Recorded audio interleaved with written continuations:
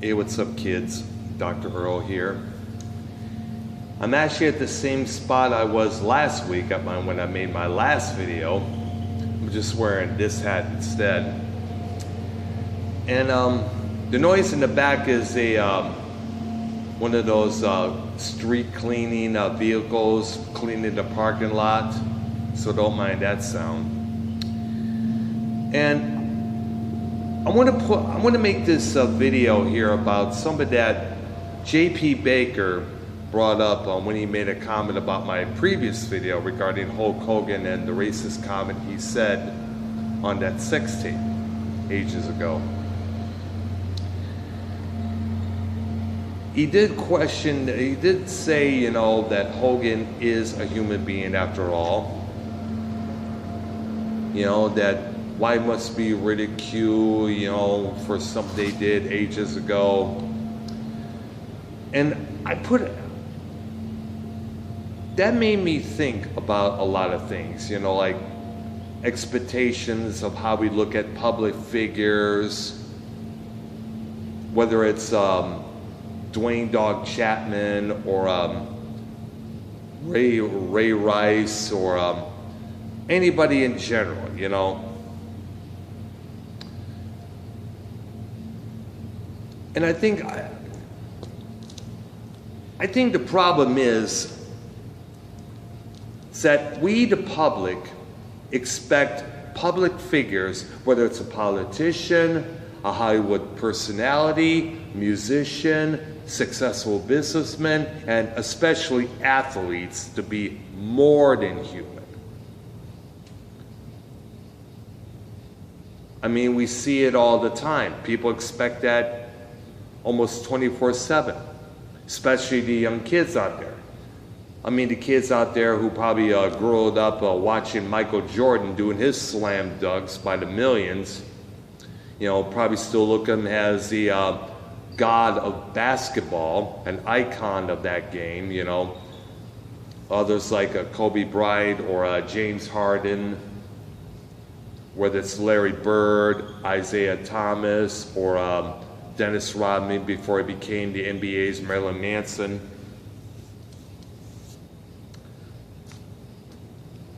Shaquille O'Neal. We often look to these individuals as more than human. It's because in a lot of ways they're often portrayed as more than human, better than human. You know, and we buy into that almost all the daily basis. Like for instance, when I was a kid, I used to look up to Daryl Hannah when she was still in the movie business. You know, this is around time when the movie Splash was a big hit. You know, she was getting coverage in all these papers here. I thought, yeah, she's a kind of cute little lady. She could do no wrong. She can,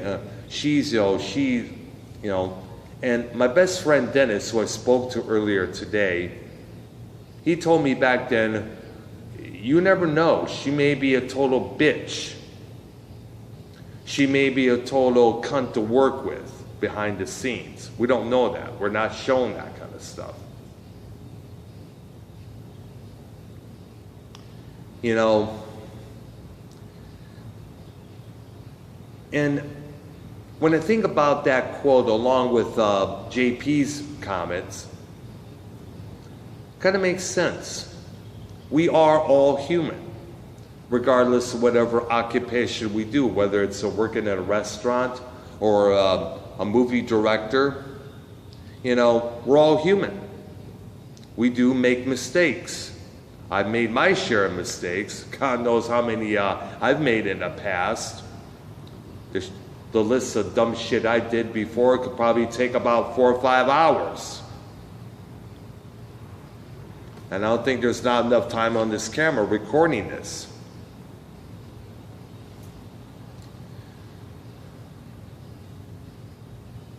I think, but you know, it's just, you know, also, we got to realize that everybody else has their dark sides. You know, I have mine. Everybody has theirs. You know, just my dark side is not, well, I shouldn't say that because my dark side is a little bit more deeper. Even though I work in a restaurant doing kitchen work, I don't exactly care for most of the customers who come in. You know, and I have issues with the class of people that come and show up at our place, and I will get to that sometime soon.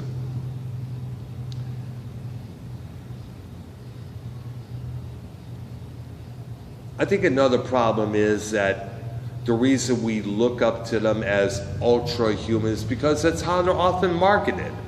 They're agents, especially in the sports world, I was going to say. They're agents, sports publications and sports programs often look to athletes as the ultimate supreme machine on the courtyard, or it's the basketball court, the football field, it's shit like that. I mean, when you see when a 7-year-old sees a magazine of James Harden of the Houston Rockets holding a small teeny basketball and with the caption, "James Harden is bigger than basketball," that's going to give the idea that James Harden is above everybody else when you think about it. I know I've had my shares many times of thinking that at times, although with mostly movie stars and musicians other than sports stars.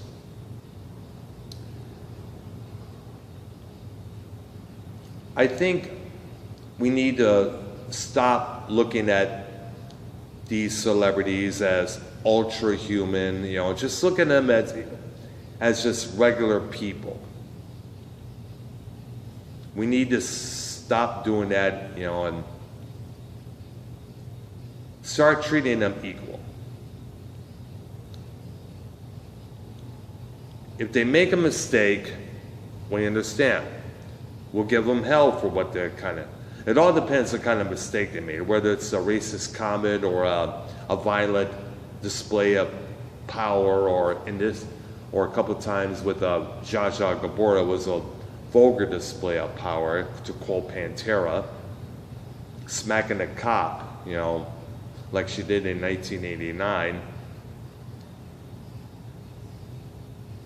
Or James Brown, you know, going apeshit and going on this spree with the police, you know, because somebody used his private bathroom. And many people still look at James Brown as an icon, you know, the Godfather of soul. You know, everybody has their dark secrets, you know. The recently departed Aretha Franklin, she had trouble paying her bills. She owed a lot of money to this agency, this company, that company, you know, and there was a newspaper article I remember ages ago talking about that. Of course, we know the dark side of Bill Cosby. When we found out that secret dark fetish he had for ages, we realized all the work he did in the 60s, 70s, and 80s, whether it's TV shows, comedy albums, comedy tours, performances, specials, sitcoms. All that has now been tarnished because of this one dark fetish that he had, you know.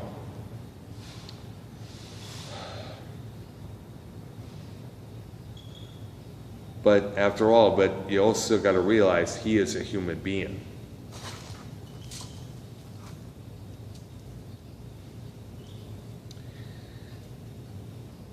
I guess the message of this video is like, you know,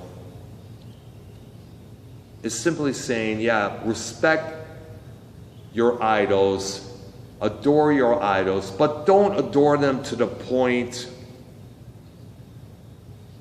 where they are God-like, where they are above God, where they are above the world. Because nobody's perfect. I'm not perfect. Nobody's perfect. I mean, we're all human. We all make mistakes. But the good thing about making mistakes is that we learn from them and not to make them again. And people also should learn from others' mistakes so they don't repeat what they did in the past. We're all human, bottom line. That's about it. I'm about to relax a little bit, take a few swigs of these, and head home here, get a little snack from the Kroger here.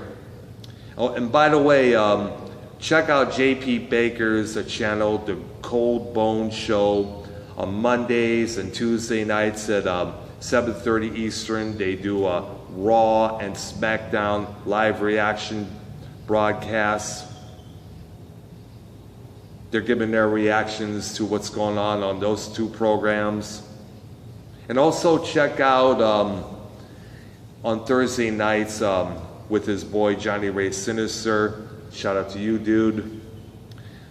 With Wrestling Memories, where they talk about the issues regarding professional wrestling, whether it's the Monday Night Wars. So definitely sub to the Cold Bone Show, definitely. And also sub to my channel as well. It's Dr. Earl W. Brown. Thank you for watching. Play it safe, people. Have fun.